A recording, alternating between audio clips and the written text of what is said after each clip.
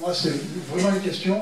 Je m'attendais à ce que tu mentionnes au moins Durkheim, qui a quand même, dans l'histoire du suicide, est un nom qui marque, même si évidemment c'est la sociologie, c'est pas la philosophie morale. Mais est-ce que tu peux dire un mot des articulations entre l'approche de Durkheim sur le suicide et puis ce que tu nous as présenté, qui était passionnant, je pense que d'autres vont le dire aussi, que j'ai beaucoup apprécié. Alors, avec plaisir. Donc, effectivement, pour précision, Durkheim, c'est pas de la philosophie morale, c'est-à-dire qu'il ne dit pas le suicide c'est bien ou c'est pas bien. Il dit le suicide ça existe, donc c'est signe que la société est pas bien. Donc, il y a une petite nuance. Et le cœur. Du coup, oui, je suis très familier avec les travaux de Durkheim, il n'y a pas de souci là-dessus. L'idée, c'est de dire qu'on est dans une démarche de modélisation, donc c'est quelque chose qui est important parce que ça revient à dire on prend plein de variables et on essaye de leur donner du sens à travers un unique modèle. Le truc qui est un peu bizarre avec Durkheim, c'est qu'aujourd'hui encore, on l'enseigne comme si c'était un truc incroyable sur le suicide, etc. Alors que c'est vraiment un modèle, le bouquin date de 1997. 1897, pardon, donc ça a un peu plus de 120 ans. Non seulement le suicide est plus caractérisé de la même manière, mais surtout à l'époque il s'inscrit dans une démarche politique qui est évidente, qui est de dire qu'il veut installer la sociologie à l'université, et il est donc on est sous la Troisième République, et en gros il est pote avec Jean Jaurès, et Jean Jaurès, son projet lui c'est de laïciser la société, et donc en gros il s'envoie chacun des fleurs. Durkheim il va produire toute une argumentation sur pourquoi est-ce qu'on peut se passer de Dieu pour gérer les questions morales, etc., que Jaurès va utiliser pour virer le clergé de son gouvernement. On se rappelle 1905, séparation État-religion. Et parallèlement, Durkheim va créer sa société, sa sociologie en tant que discipline académique reconnue grâce au soutien de Jean Jaurès. Et dans ce contexte-là, le bouquin de Durkheim sur le suicide, son objectif principal, c'est de montrer qu'on peut étudier sociologiquement le suicide. Et donc il va faire un modèle qui est volontairement axé sur les facteurs sociaux. Alors c'est intéressant, il y en a, mais qui met aussi volontairement de côté les facteurs psychologiques, psychiatriques, les troubles mentaux, etc. Et en fait, ça, on ne fait pas en fait depuis au moins 60 ans, quand on bosse sur le suicide, on essaye de dire non, on va plutôt tout prendre en compte, etc. Donc à la fois c'est intéressant Durkheim, mais c'est vrai que quand j'en parle, moi c'est plus dans un contexte de histoire des sciences et comment s'est développée la sociologie en France, que dans un contexte suicide où on a aujourd'hui des modèles qui sont très complexes et très intéressants. Donc ça aussi, si vous voulez, je reviendrai vous parler des modèles, parce qu'il y a des trucs qui sont sympas, qui mettent plein de facteurs en relation, qui permettent de bien comprendre le phénomène, mais Durkheim est peu efficace là-dessus. Sans compter, si on peut commenter, que le modèle de Durkheim classique, c'est de dire qu'en gros la société, elle joue, on a un axe de régulation des émotions, donc la société doit faire en sorte qu'on n'ait pas d'émotions ni trop fortes, ni pas assez fortes, et il y a une notion de régulation de la cohésion sociale. En gros, il faut tous qu'on soit un peu intégrés, mais pas trop. Et ce que va nous dire Durkheim, c'est quand il y a un problème sur un des deux axes, ça crée un suicide. Donc en gros, si on régule trop les émotions, on n'a pas d'ambition, etc., du bon suicide. Si on régule pas assez les émotions, on est toujours partout, on ne sait plus quoi faire, on n'arrive pas à s'intégrer, on se suicide. D'accord? Donc il y a un peu ce principe-là. Et ce qui est rigolo, c'est que pour Durkheim, il y a 3 suicides qui correspondent du coup à trop de cohésion, pas assez de cohésion et pas assez de régulation des émotions. Et le 4e, il ne l'identifie pas en disant si ça existerait, ça se saurait, et d'ailleurs théoriquement ça pourrait être que le suicide des esclaves ou des femmes mariées. Et en fait tout le principe c'est de dire qu'il considère que les femmes mariées c'est pas une population qui vaut le coup d'être étudiée, et en fait c'est depuis les années 60 où il y a des Durkheimiens qui ont repris ces travaux en disant en fait si quand même les femmes mariées ça doit représenter genre pas loin de 40% de la population française, donc on est quand même loin de dire c'est une minorité, etc., qu'on retravaille le truc, qu'on fait un modèle qui ressemble à quelque chose et tout ça. Et c'est ce modèle-là aujourd'hui qu'on enseigne à l'université. Et c'est intéressant, encore une fois, de la science des idées, mais ça reste vraiment un modèle misogyne plus de la fin du 19e siècle, qu'on a rebossé dans les années 60 pour que quand même on évite le côté les femmes mariées n'existent pas, et qu'on enseigne aujourd'hui. Mais en termes de prévention du suicide, c'est parfaitement inutile. Voilà. Désolé, je me suis un peu éternisé. Ok, alors en question, j'ai Joël, Gilles, Victor, Dominique, pardon. Et puis Leslie, je m'appelle. Elisabeth. Bon, alors je ne sais pas par qui on va commencer. Joël? Oui, enchaîne. simplement savoir si on a des... Attendez, s'il vous plaît, vous parlez dans le micro parce que vous êtes enregistré. Si on n'a pas les questions, on a les réponses, on n'a pas les questions. Dès que j'ai le micro. Voilà. Prend les notes, il est un peu sourd. Oui, non, je voudrais savoir si on a les taux d'évolution des suicides par rapport au temps, aux années, et surtout par rapport aux âges, avec une attention particulière portée aux deux extrémités des courbes d'âge, notamment les suicides de très jeunes, qu'on voit apparaître maintenant, et les suicides de très vieux. Voilà.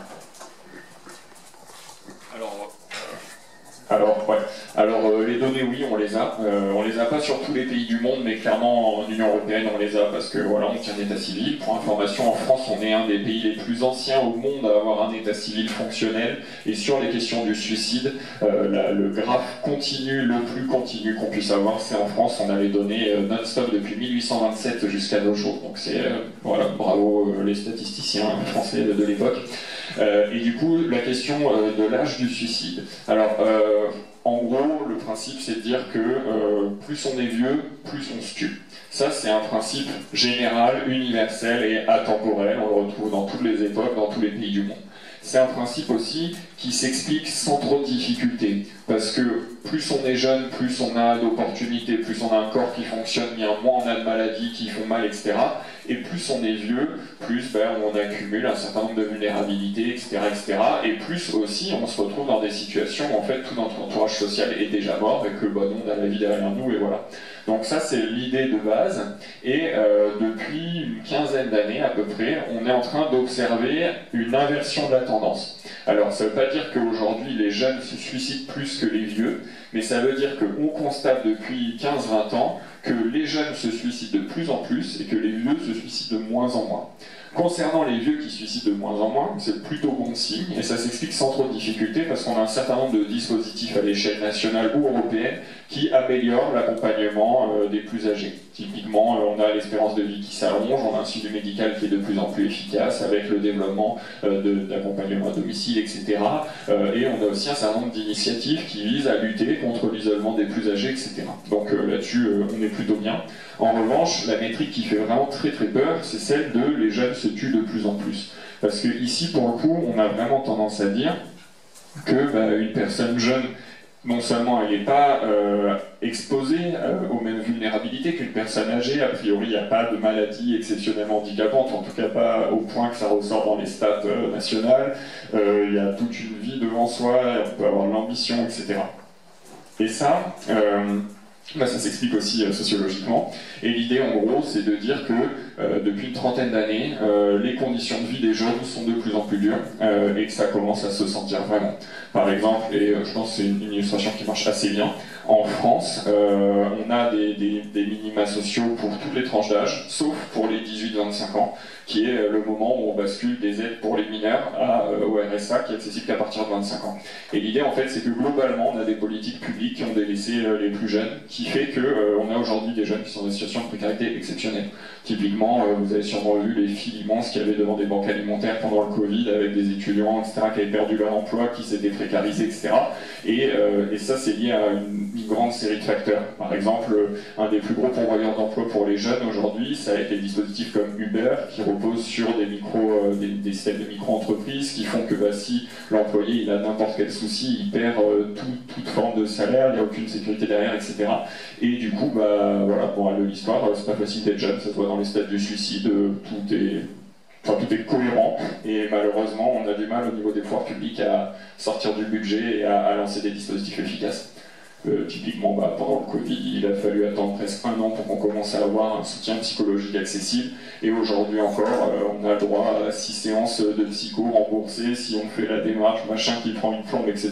pour les plus jeunes, ce qui est, encore une fois, beaucoup trop mou et timide par rapport à l'ampleur du problème.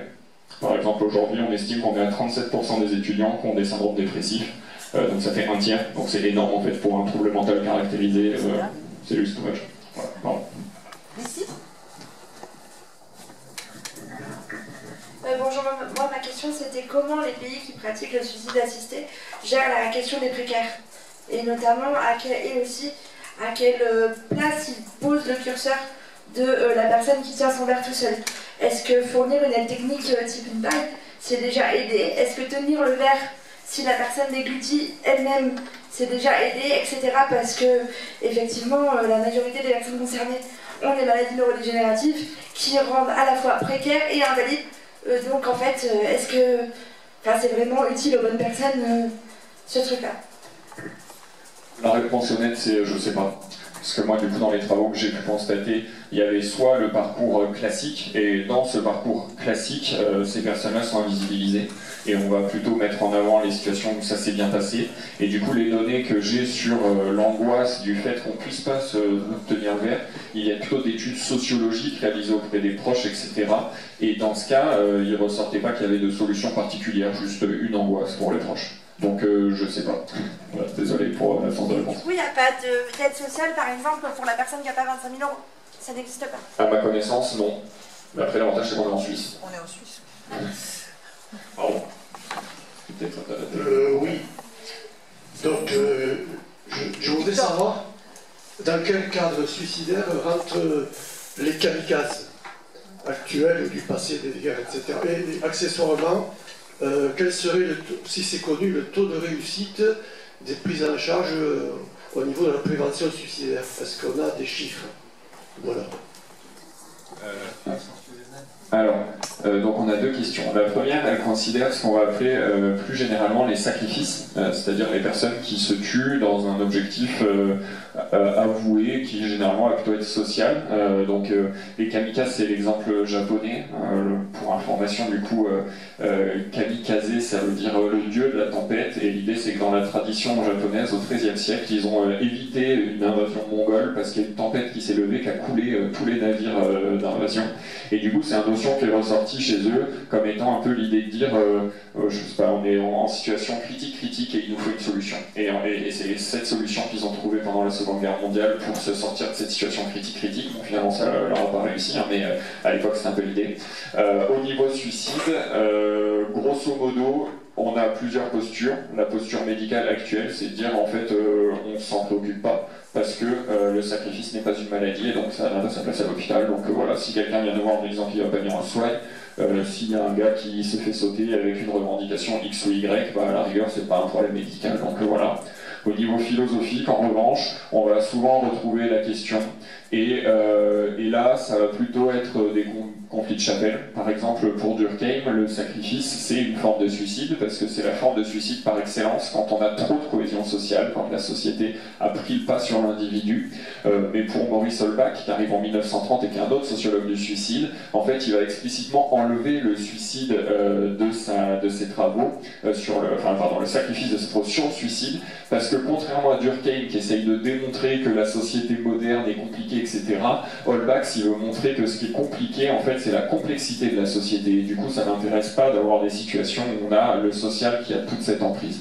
Morale de l'histoire, les fois où la notion est mobilisée, c'est dans des contextes idéologiques, et ça dépend en fait beaucoup plus d'autres éléments qui sont un peu la posture générale de l'auteur, en fait. Mais médicalement, c'est pas un problème médical, donc c'est pas trop concerné aujourd'hui. Donc ça, c'était la première question sur le sacrifice, et la deuxième... La réussite de l'accompagnement de la La réussite de l'accompagnement. Alors ça marche plutôt bien. Par contre, on a une stat un peu bizarre, c'est qu'en fait, on a un gros pic de décès par suicide suite à la fin de l'intervention thérapeutique. Formulé différemment, si je suis pas bien, que je vais aux urgences psychiatriques, a priori, il y a très peu de risques que je mette fin à mes jours pendant le suivi avec les urgences. En revanche, on a une zone de risque très dangereuse qui dure en gros des 2 jours après la sortie jusqu'à 3, voire 4, 5, 6 mois. Et à ce moment-là, c'est un moment de rechute. C'est plutôt bien identifié et caractérisé. L'idée, c'est de dire qu'à l'hôpital, en fait, on va aussi recevoir un minimum d'attention, de relations avec les soignants, etc. Et donc, on va lutter contre l'isolement, qui est quand même un des premiers facteurs de risque. Et du coup, il y a des dispositifs qui sont mis en place pour pallier à ça. Par exemple, le dispositif Vigilance, c'est assez intéressant. C'est l'idée qu'on envoie des cartes postales aux personnes qui ont été hospitalisées. Ces cartes postales sont écrites à la main par les personnes du service, et qu'il y a un petit peu un échange d'informations. Parce que mine de rien, la personne qui a été hospitalisée, elle n'a l'hôpital, c'est peut-être une semaine avec toujours les mêmes infirmiers, les mêmes aides-soignants, le même personnel administratif qui venait les voir. Et donc, il y a une relation qui se crée. Et l'idée, c'est que via ces cartes postales, eh bien, en fait, on maintient le lien. Et ce maintien de lien a des effets préventifs avérés sur le suicide. Dominique? Oui, j'ai deux petites questions, mais j'ai quelques points d'exactitude que je voudrais vous soumettre. C'est plutôt pour vous d'ailleurs, hein, dans votre exposé. La première, c'est qu'on ne peut pas dire que le suicide est une maladie. Ça n'a pas de sens. Hein. La maladie, ça va être peut-être l'état dépressif qui va entraîner un acte. Au maximum, ça pourrait être un symptôme, mais encore, il faudra en discuter. Je vous le dis parce que si vous avez des médecins, quand vous faites des exposés, ça va leur faire bizarre. Ensuite, je ne savais pas que Cicéron s'était suicidé. Cicéron, Sénèque, d'ailleurs, j'ai fait la confusion. Cicéron, elle était, si je ne me trompe pas, il était assassiné sur l'ordre de Marc Aurèle. On lui a coupé la tête et les mains qu'on a exposées sur les rostres. Marc Aurèle. Voilà. Marc-Antoine. Oh, pardon, le lapsus. Marc-Antoine. Troisième chose, l'exemple que vous avez donné, c'est pas la sclérose en plaques. La sclérose en plaques ne peut jamais évoluer, comme vous l'avez dit. C'est une maladie de Charcot dont vous avez parlé. Et encore, c'est jamais 15 jours, hein, c'est toujours beaucoup plus long. Et d'ailleurs, pour répondre à une question qui a été posée, il y a un cas mémorable qui s'est posé en Suisse. En Suisse, il y a suicide assisté, il n'y a pas d'euthanasie active, alors qu'il y a, en Belgique, il y a les deux. Il y a une personne qui est en maladie de Charcot au bout du rouleau, parce que ça prend quand même des mois, hein, c'est pas 15 jours, qui ne pouvait pas appuyer sur le piston pour envoyer le produit qu'on allait injecter. Il parlait, il ne s'agit même pas d'avaler, ça, ils ne peuvent pas avaler. Et en fait, donc les gens ont fait tout un système de poulies, de façon à ce qu'il y ait besoin d'une pression minimale, extrêmement minime, pour que la personne fasse elle-même le geste. Et en fait, elle n'a pas réussi. Et finalement, quelqu'un a appuyé à sa place. Donc c'est une vraie question d'éthique, hein, très compliquée, mais qui est prise en compte, parce que c'est les maladies de Charcot, hein, le grand exemple typique. Comme question, la première, c'est qu'il y a beaucoup de tentatives de suicide qui ne correspondent pas à des vrais besoins de se supprimer. Bon, moi, en tant que médecin hospitalier, j'en ai vu des tas de tentatives de suicide, uniquement des adolescents, des jeunes, comme vous avez dit, jamais les vieux, ils préparent leur coup, hein, ils ne se ratent pas. Puis il y en a beaucoup moins. Et en fait, c'est des appels au secours. Hein. Et je pense que, alors, ma question, ça serait, quel est le pourcentage de tentatives de suicide par rapport à tous les suicides, quoi. Enfin, quel est le pourcentage de fausses tentatives de suicide, voilà. Et ensuite, j'aurais aimé que vous disiez un mot des suicides collectifs. Il était sur le graphique, il me semble, puisqu'il y avait... Oui, il y avait une tentative le suicide collectif, grosso modo, ça n'existe pas. Les fois où ça arrive, c'est des trucs de secte isolés, mais statistiquement, c'est négligeable. Donc voilà. Et ensuite, sur le principe de la tentative de suicide, appel à l'aide, bah en fait, si. Donc là, je suis désolé, hein, mais alors d'une part sur le côté philosophie morale et le principe de considérer le suicide comme une maladie, c'est justement tout le principe de se dérouler chronologique, philosophique, morale, etc., d'en arriver là. Après, c'est sûr que pour un médecin, ça peut être dur à entendre parce que les médecins sont pas formés aux sciences humaines ou à la philosophie morale. Mais ce que j'ai essayé de démontrer ici, c'est que justement ça a permis un changement de posture sur la considération rationnelle et morale du suicide. Et ensuite, sur le côté fausse tentative de suicide, ça c'est une idée reçue, hein, tout simplement. L'idée c'est de dire que en fait, si on a une personne qui dit je vais pas bien, je veux me tuer, en fait on va partir du principe qu'elle va pas bien et qu'elle veut se tuer. On va pas lui dire non mais tu sais pas qui tu es, en fait tu sais pas que tu veux te tuer. Et d'ailleurs ça fait écho aussi avec globalement la situation des jeunes qu'on a vu était de plus en plus difficile, et avec cette idée qu'il y en a aussi un certain nombre qui font des appels à l'aide qui sont pas pris au sérieux. En suivant un discours de mais la personne ne peut pas vraiment se tuer, elle fait ça pour faire ça intéressante, etc. Alors ça, aujourd'hui, dans le traitement du suicide, ça n'existe plus, en tout cas normalement dans les départements à jour, pour une raison simple, qui est qu'on a déjà du mal à prédire les comportements suicidaires quand la personne ne dit rien. Donc quand la personne dit qu'elle va pas bien, a priori on fait quelque chose, et quand la personne dit qu'elle va pas bien en faisant un acte d'automutilation, a priori on fait vraiment quelque chose, parce que c'est bien un signe que la personne ne va pas bien. Après, le ratio fausse tentative de suicide, vraie tentative de suicide, il est de 1-1, donc, puisque l'idée c'est de dire qu'une personne qui est en souffrance au point de se mutiler, a priori c'est qu'elle va pas bien et qu'il faut faire quelque chose. C'est rarement arrivé que... Souvent ils ne se mutilent pas, hein, ils font... Enfin bon, moi j'en ai vu beaucoup, il faut discuter avec des psychiatres, il y a des vrais appels au secours, avec vraiment pas l'intention de se supprimer. Pour la maladie... On a dit qu'on discutait Non, mais juste, la maladie, non, mais pour la maladie est une définition. Le suicide est un acte, ce n'est pas une maladie. Qui est en dessous d'une maladie, une pathologie, d'accord? Mais le suicide lui-même, on ne peut pas dire que c'est une maladie. C'était justement l'idée, j'ai jamais parlé de pathologie, on est dans un contexte de Alors, vous avez philosophie dit morale. que le suicide est une maladie. Le suicide comme une maladie pour résoudre un dilemme qui est de dire comment considérer que c'est à la fois pas bien et pas pénalisé. Dominique. Le micro est derrière. Oui, je vous remercie pour cet exposé vraiment très intéressant, très riche. D'ailleurs, et les réponses aussi aux questions, puisqu'elles ont évacué un certain nombre de questions que je voulais vous poser. Peut-être il m'en reste une, c'est le problème du spectacle, du suicide de spectacle. Et je me demandais d'ailleurs si, en ce moment, la personne qui est en train de faire une grève de la faim devant la mairie, à quel moment on s'occupe d'elle, on médicalise son problème. Et est-ce qu'il n'y a pas une petite responsabilité des réseaux sociaux ou de l'indifférence maintenant? Voilà, c'est une question. Alors, on va retrouver des travaux là-dessus. Ça a des travaux plus récents, notamment, je pense à Jean Bechler dans les années 1970, qui va créer une sorte de typologie qualitative des suicides, donc en récupérant des écrits qui témoignent de types de suicides plus que des stats. Parce que d'un point de vue stats, ce sont des suicides qui sont encore une fois extrêmement minoritaires. C'est-à-dire que c'est pas le commun. Et d'ailleurs, c'est un peu un des problèmes qu'on a en termes de médiatisation du suicide, c'est que ces suicides-là vont avoir tendance à être médiatisés, mais pas le suicide normal. Alors que là où on a besoin de prévention, alors je dis pas une personne qui fait grève de la faim ou qui s'immole, etc., elle va pas bien, mais ça reste une personne. Et pour une personne qui fait ça, en fait, on a peut-être 800 agriculteurs qui sont en train de se pendre au fond de leur grange. Et c'est ici qu'on a besoin de déployer les pouvoirs publics, et c'est là qu'on n'arrive pas à aller justement. Mais il n'empêche que du coup, on peut quand même dire quelques éléments sur ces suicides. Donc, ces suicides, en général, ils sont considérés de manière un peu délicate, et pas par tout le monde, parce qu'ils vont plutôt renvoyer à une notion de lutte, notamment politique, plus qu'à une notion de mal-être.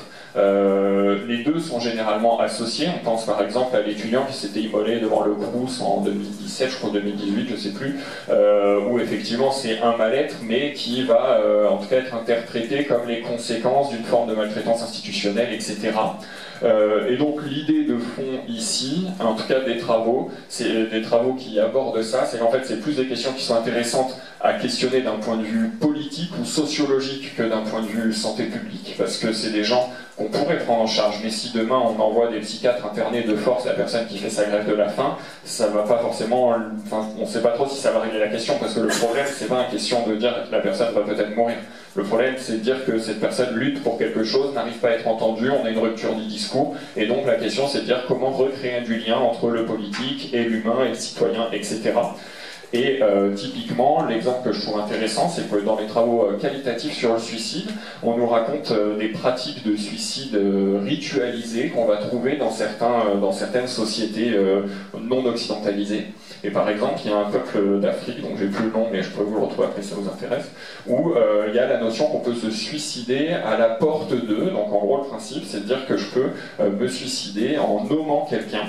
Et donc, cette personne, en fait, ça veut dire que je l'identifie comme étant à la source de tous mes maux, et que je dis, voilà, je me suicide à cause de toi, en gros.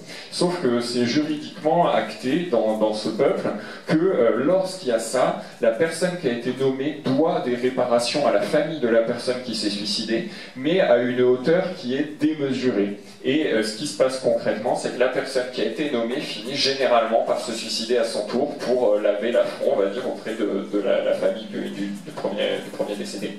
Ce que je trouve intéressant, alors je ne dis pas du tout qu'il faut faire ça, hein, parce que c'est clairement pas très sain comme démarche, mais ce qui est intéressant, c'est que ça reflète l'idée qu'on est dans une société où on part du principe que tout le monde est responsable de chacun. Et ça, c'est quelque chose qu'on a complètement perdu dans nos sociétés occidentales, et effectivement, on n'y est plus.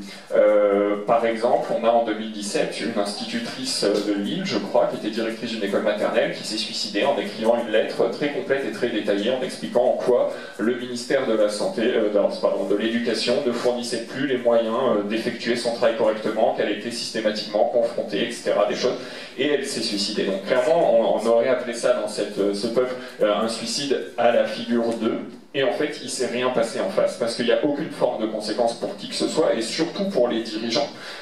Et c'était plus là-dedans, en fait, qu'on rentre après dans une discussion sur la politique, le rôle de nos gouvernants et les responsabilités, surtout auxquelles ils font face, lorsque, de par leur gestion, ils se retrouvent à mettre des humains dans des situations aussi extrêmes. Sur un autre niveau, c'est aussi la question qui s'est posée avec les suicides France Télécom, par exemple, mais on est plus sur du suicide spectaculaire, on va dire. Et sur quoi je voulais conclure, et sur le côté réseaux sociaux, donc ça il n'y a aucun lien avec les réseaux sociaux, c'est pas du tout lié au fait qu'aujourd'hui on peut survisualiser les choses, puisque ces suicides spectacles, on en avait déjà bien avant. On pense par exemple à la photo mythique du moine tibétain qui s'était enflammé pour lutter contre l'invasion chinoise du Tibet, il me semble. Donc vraiment, on en a eu de tout temps, et on n'en a pas plus maintenant.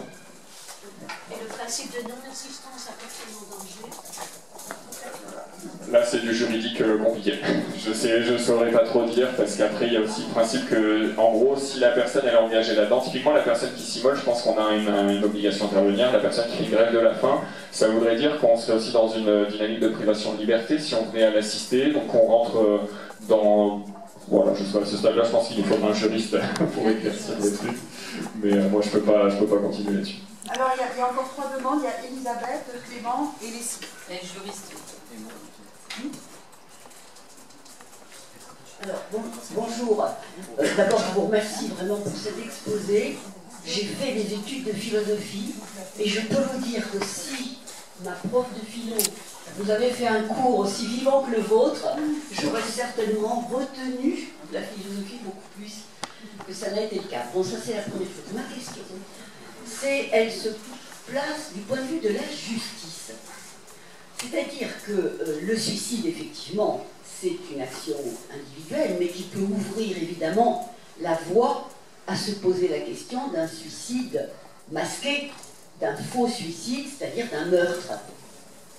Et donc je vous invite, si vous ne l'avez pas fait, à aller voir ce film formidable qui s'appelle Anatomie d'une chute, dans lequel on voit bien que ce qui est d'abord tout le film, c'est l'hésitation pour le spectateur et pour tout le procès de très haute qualité qui se passe, de savoir est-ce que cet homme qu'on a retrouvé mal en bas de la maison, mort, est-ce que c'est un suicide ou est-ce que c'est un meurtre par sa famille qui se suicide, peut-être dans une détresse telle qu'il ne pense pas aux conséquences potentielles pour ses proches, mais ça signifie quand même aussi que si les conditions, alors ça militerait pour le suicide assisté, puisque le suicide assisté, au moins c'est clair, les responsabilités sont claires.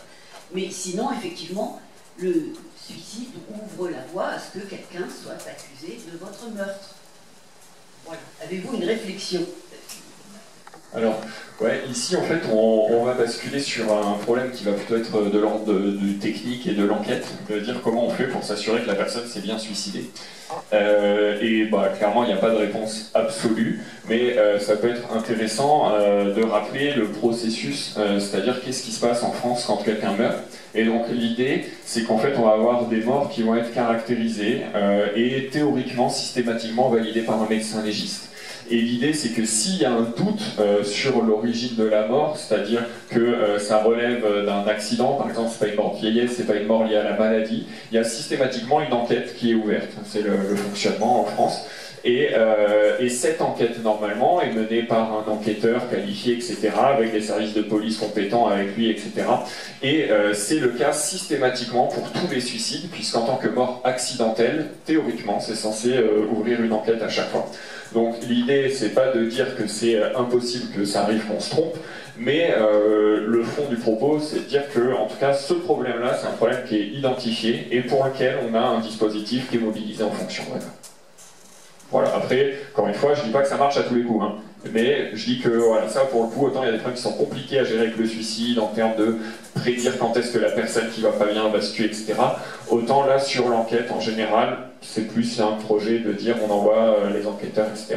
et ils font leur boulot. Mais comme je suis pas enquêteur, je sais pas ce que c'est leur boulot précisément. Merci.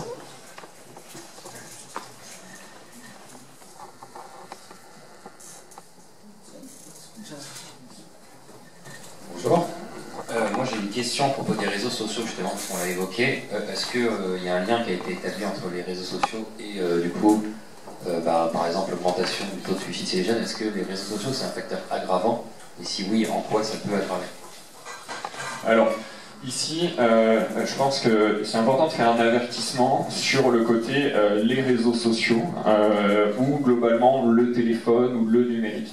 L'idée, c'est que dès qu'on se pose ces questions, il faut rentrer plus précisément dans l'usage et l'utilisation qu'en est faite, parce que c'est quelque chose qui est trop vaste. Par exemple, au même titre, il y a des personnes qui disent c'est intéressant, on a des téléphones portables, mais on rêve jamais de nos téléphones portables. En fait, c'est tout simplement parce qu'on passe jamais une journée devant notre téléphone à le regarder éteint. Ce qui compte, c'est qu'est-ce qui se passe dedans. Et du coup, on revient à la même question de qu'est-ce qui se passe dans les réseaux sociaux. Et donc, dans les réseaux sociaux, qu'est-ce qui se passe? Du coup, moi, j'ai fait quelques enquêtes de sociologie du numérique sur l'expression d'une détresse suicidaire, donc je peux à peu près répondre. L'idée, c'est qu'on va avoir le meilleur comme le pire. Alors, le pire, c'est quoi? Typiquement, c'est des défis idiots qui mènent au suicide. Donc, il y en avait eu un, je crois que c'était en 2016, qui s'appelait le Blue Whale Challenge, où en gros, les gens entraient dans des groupes à cohésion très élevée, avec des petits défis tous les jours. Et en fait, c'était des défis qui initialement semblaient anodins, mais qui progressivement avançaient vers de l'automaltraitance et finissaient par un suicide. Donc là, on voit qu'on est sur quelque chose d'extrêmement stupide. Il n'y a pas grand-chose de plus à dire, on ne sait pas trop les origines politiques de la chose, etc. Puisque les réseaux sociaux, c'est aussi un enjeu de pouvoir assez important, surtout aujourd'hui où on a quand même un conflit quasi latent entre les démocraties occidentales et les autoritarismes. Donc là-dessus, ça c'est clairement le pire. Mais quand on sort de ce côté-là, on va facilement retrouver le meilleur. Et par exemple, on avait fait une petite enquête sur les réseaux sociaux, donc c'était à l'époque sur le harcèlement scolaire. Et l'idée, c'est quoi? C'est dire que dans notre enquête, on est allé sur Twitter et on a dit, voilà, ça va pas. Là, on n'a pas eu de réponse ni rien. Mais à un moment, on a trouvé quelqu'un qui a vu notre message et qui nous a dit, attendez-moi, des jeunes qui vont pas bien, j'en ai croisé d'autres, et ils ont créé un groupe en fait pour discuter avec eux. Et si vous voulez, je peux vous mettre en contact. Et du coup, on allait les rencontrer. Et en fait, ce qui s'était passé, naturellement, spontanément, sans intervention extérieure, c'est qu'on avait 4 jeunes qui avaient entre 15 et 17 ans, qui venaient des 4 coins de la France, et qui, les 4, étaient devenus les boucs émissaires de leur établissement scolaire. Donc, je sais plus, un pour homosexualité, l'autre parce qu'un peu trop grosse, l'autre parce que ceci, parce que cela, des trucs d'adolescents. Et les 4 subissaient vraiment des violences verbales, mais aussi physiques au quotidien. On était dans des cas de harcèlement très violents, et dans des cas de prise en charge inefficace. Sur les 4, il y en avait 2 qui l'avaient déclaré, fait savoir au service de santé scolaire et aux parents, sans aucun changement significatif de la situation, voire même une aggravation du harcèlement. Mais les 4, qui étaient initialement à très fort risque suicidaire, en fait, partager leurs témoignages dans ce groupe-là, arriver à trouver des moments pour se soutenir les uns les autres, etc. Et là, on était vraiment sur quelque chose qui avait été assez fort, en fait, de dire qu'ils avaient pu se retrouver et se soutenir les uns les autres dans un contexte où, sans les réseaux sociaux, ils auraient été juste parfaitement isolés. Donc, morale de l'histoire, les réseaux sociaux, on y trouve de tout. Et ce qu'on y trouve en fait principalement, c'est surtout de l'ignorance, c'est-à-dire le fait que les gens expriment une détresse et que personne ne fasse rien. Et ça, c'est vraiment la très très très grande majorité de ce qui se trouve sur les réseaux sociaux. Des cas de violence ou de harcèlement, au final, ça existe, hein, bien sûr, et il faut s'en prémunir, mais c'est pas non plus standardisé, en fait. Quand on a harcèlement, c'est plutôt des gens qu'on connaît dans la vraie vie qui ont créé un harcèlement physique et qui vont le maintenir sur les réseaux sociaux. Et ça, c'est toute la problématique du harcèlement scolaire à l'heure du numérique, c'est qu'en fait, les jeunes, même le week-end, même le soir, ils en sortent jamais. Et c'est ça qui crée aussi un mal-être profond. Mais le coup de dire, voilà, vraiment des inconnus viennent me chercher des problèmes, etc. Alors ça arrive surtout si on est une femme, si on sort d'une communauté sexuelle minoritaire, etc.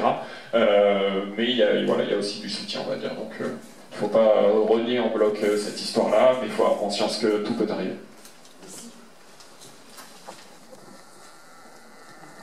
Oui, j'avais une question par rapport au faux suicide de tout à l'heure.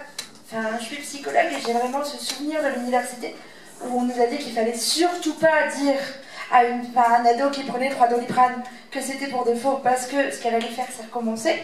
Et en fait, et du coup, j'applique ça depuis toujours parce que ça me paraît cohérent. Par contre, est-ce qu'il y a une stat là-dessus? Est-ce qu'effectivement l'adolescent ne comprend pas en considération en lui disant que c'était juste un appel à l'aide et qui voulait juste solliciter l'adulte ou je sais pas quoi, va recommencer?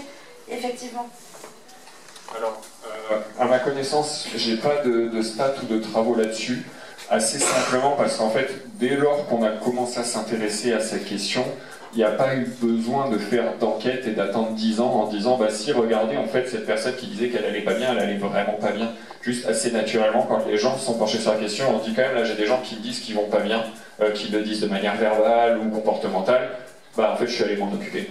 Donc il n'y a pas de stats, je confirme qu'effectivement aujourd'hui, à la fois dans la recherche et dans les processus de soins, c'est quelque chose qui est absolument interdit de dire à quelqu'un tu fais semblant, etc. Bien sûr que non. Et a priori, bah, on prend en charge tous ceux qui vont pas bien. Et déjà, en fait, on encourage les gens à dire qu'ils vont pas bien. Parce que le vrai problème, c'est quand les gens disent pas qu'ils vont pas bien, justement. Donc clairement, ceux qui font l'effort de le dire, on va pas leur dire en plus ouais, toi, non, je pense pas. Non. Une fiction, le magasin des suicides. Vous dit quelque chose? Ouais. Alors attendez, non, pardon, j'avoue, là j'étais en train de partir sur un autre truc. Oui, dans le magasin des suicides, c'est mignon, j'ai pas grand chose à dire. Par contre, pour info, on a une liste de livres interdits en France qui est assez réduite, parmi lesquels on en a un qui s'appelle Comment se suicider, et qui est en fait une liste assez exhaustive de comment se suicider.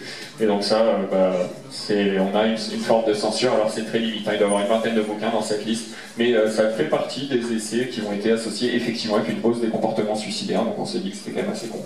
Mais du coup, magasin des suicides, c'est plutôt gentil, mignon, et bon, donc je vais pas de partir en commentaire. Moi j'avais une question justement à ce propos, il y avait bien un livre qui était sorti en France qui était Suicide mode d'emploi. Voilà, et est-ce qu'il a été après interdit?